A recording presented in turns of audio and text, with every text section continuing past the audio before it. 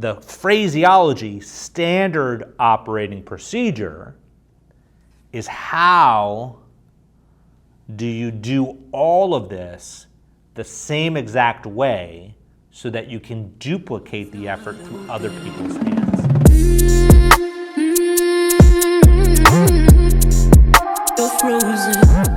Hello everyone, Edward Collins here, and I just want to welcome you back to another Whiteboard Wednesday, where I share with business owners tested in the trenches tools, techniques, and strategies aimed at helping you create real wealth and achieve financial freedom. On today's episode, we're going to be talking about SOPs, Standard Operating Procedures. What are they, and should you have them within your business? Now, let's roll back the calendar a bit. Let's go back to September of 1998. That was the month in which I created my very first business as an adult. It was my first financial planning practice. It was situated in Parsippany, New Jersey. And I had no clue how to run a business. You know, I was intrigued by the concepts of finance and understanding how money worked and how to help others take advantage of things like investments and build portfolios that could help them in their future years with regard to retirement savings, et cetera. I spent all my effort and energy just trying to figure out how to know that subject matter extremely well. But what I didn't invest my time in is learning how to run a business. And it wasn't until a few years later that I actually learned of the concept of a standard operating procedure. In fact, what I learned was understanding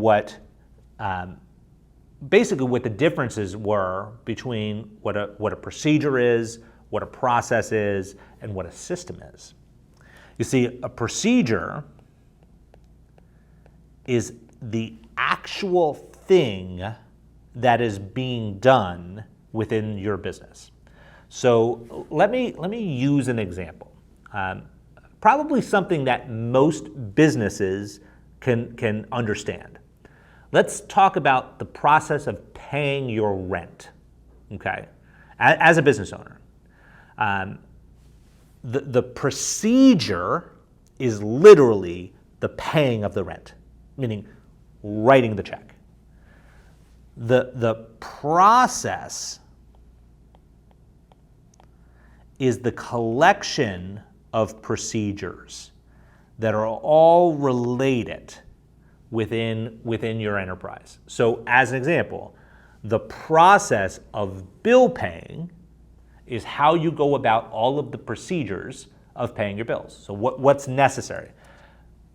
Collecting an invoice, getting the invoice. Where do you place that invoice within your office when it's received? Is it received electronically? If it's received electronically, how do you account for it within your accounting system? Do you have an accounting system? All of these things are part of the process of paying your rent, paying your bills, paying whether it's utility bill, whatever it may be. You should have a process, a collection of procedures, so that you handle it the same way every time. And the reason for that is because that creates an ability to get leverage through scale.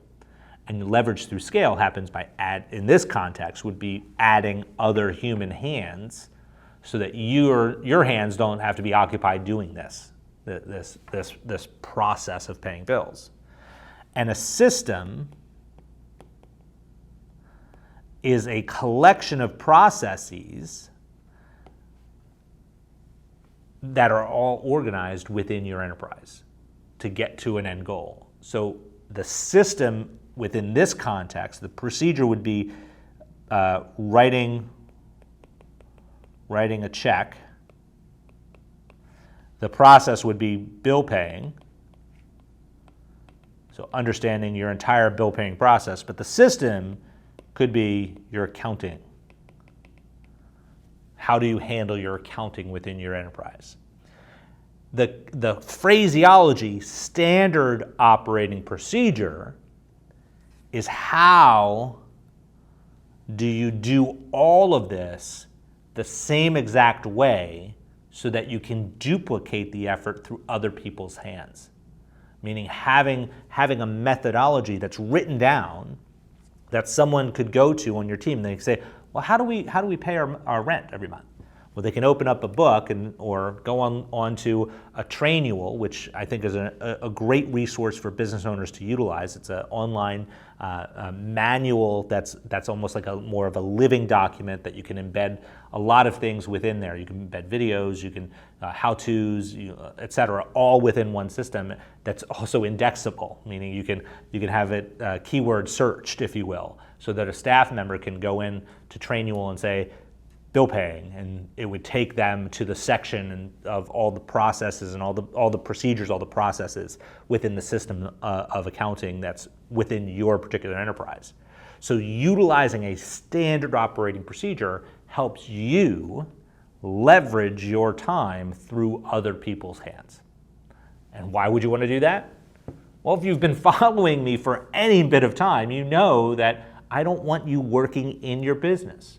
I want you working on your business, because that's what a business owner does.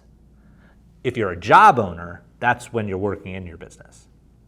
And again, I don't know where you are in your particular journey of success, but most of the individuals that I speak with that have anywhere of an ounce, if you will, of entrepreneurial spirit within them, none of them want to be job owners. They want to be business owners. And the process of being a business owner is the person who takes care of the thing they own. Just like if you own your car, you probably take care of your car. You probably have a method by which you get it washed every now and again, or maybe you handle the washing of it. You put fuel in the vehicle. If it's a petroleum-based vehicle, you're putting fuel in. If it's an electric vehicle, you're making sure that it's plugged in. But you're working on it. You're not necessarily building the car. You're not necessarily handling all the parts to the car. You're the one who's taking care of the thing you own. If you own art in your home, you're not necessarily the person who painted it. Maybe you are, but in this context of this discussion, maybe you're not. Maybe you're the person who just owns it, so you're caring for it. How do you place it on the wall? How do you keep it secure so that it doesn't get damaged? And if it's art of a collectible nature, making sure that it's properly insured. That's what an owner does. They look at working on the thing that they own, not in the thing that they own. So as a business owner, I want you focused on working on the business. And the best way to do that, especially when you're getting started, is for you to focus on developing standard operating procedures. I hope this has been helpful to you. I wish you well in your journey. I can't wait to see you on the next episode. Bye for now.